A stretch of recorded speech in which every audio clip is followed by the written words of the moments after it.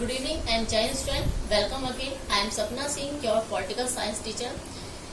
Now today we discuss about chapter 9, recent development in Indian politics. Today we discuss growing consensus. It's last part of this chapter.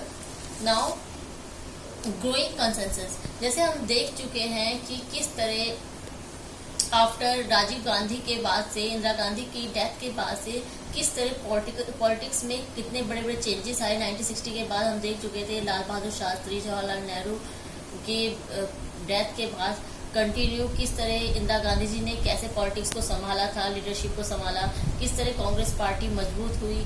उसके बाद जो public की थी ideology थी वो change हो चुकी थी, पॉलिटिक्स की आइडियोलॉजी में काफ़ी चेंजेस आ चुके थे। जो कांग्रेस पार्टी कंटिन्यू कंट्री में अपना प्रभुत्व स्थापित कर रखा था वो कहीं ना कहीं खोता जा रहा था और उसका डोमिनेंस खत्म होता जा रहा था। अब उसको उतनी मेजोरिटी में वोट नहीं मिल पा रहे थे जितनी मेजोरिटी में वोट उसको जवाहर जी के टाइम में या इंदिरा जी के टाइम में मिले थे।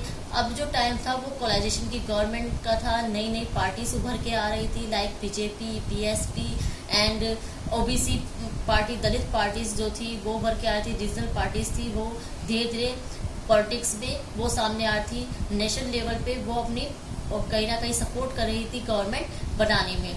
सो analyse show that since 1989 election the votes polled by the two parties Congress and BJP and do not add up to more than 50%। 1989 के जो इलेक्शन हुए थे उसमें दोनों ही पार्टी को मेजोरिटी में वोटिंग नहीं मिली थी, ओनली 50% से भी कम वोट मिल पाए थे उनको टोटल मेजोरिटी के। इसके पीछे रीजन ये था कि उनके जो वोट बैंक था वो पूरी तरह से डिवाइड हो चुका था, कहीं ना कहीं शेयर हो चुका था अदर रीजनल पार्टीज में। And the political during the 90s is divided between the coalition led by BJP and the coalition led by the Congress।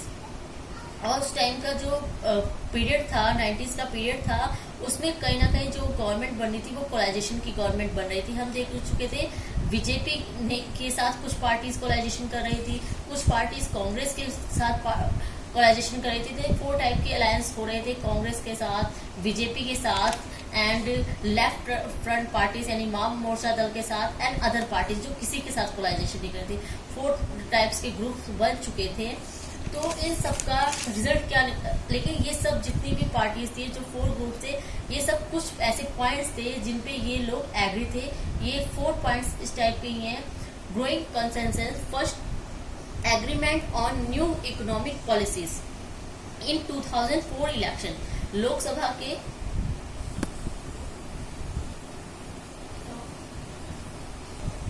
Lok Sabha election 2004।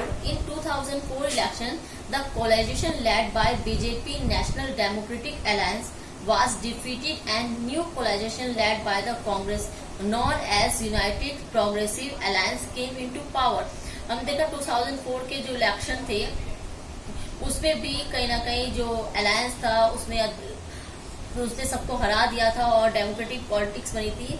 तो इनके ये सब जो पार्टीज जैसे मैंने बताया 4 ग्रुप्स किन बात पे एग्री थे, agreement on the new economic policies. ये चारों के चारों ग्रुप्स जितनी भी पार्टीज थी सब इस बात पे एग्री थी कि जो कंट्री का डेवलपमेंट है, जो इकोनॉमिक पॉलिसी है वो न्यू चेंजेस होने चाहिए जिसके कारण कंट्री प्रॉपर वे में डेवलप कर सके।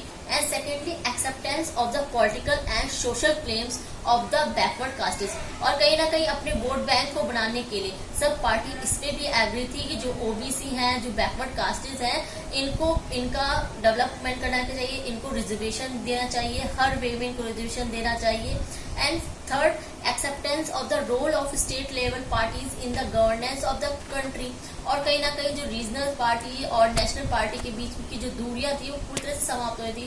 बिकॉज हम देख चुके थे जो रीजनल पार्टी थी लाइक बीएसपी वो कहीं ना कहीं नेशनल गवर्नमेंट बनाने में पूरा सपोर्ट कर रही थी एंड बिग सपोर्ट कर रही थी। And emphasis on the pragmatic consideration rather than ideological position and political alliance with the ideology और agreement। अब सबको ये नहीं मतलब था कि इस पार्टी के अधिकतर हमने देखा 2014 की इलेक्शन देख लीजिए, बीजेपी ने काफी ऐसी पार्टीज के साथ अलायंस करा था जिनकी जो सोच थी, जिनकी जो मैनिफेस्टो से उनसे बिल्कुल अलग थे और उनकी थिंकिंग बिल्कुल चेंज थी, लेकिन उन्होंने गवर्नमेंट पावर लेने के लिए उन्होंने आपस में अलायंस करा, कोलाइजेशन की बनाई।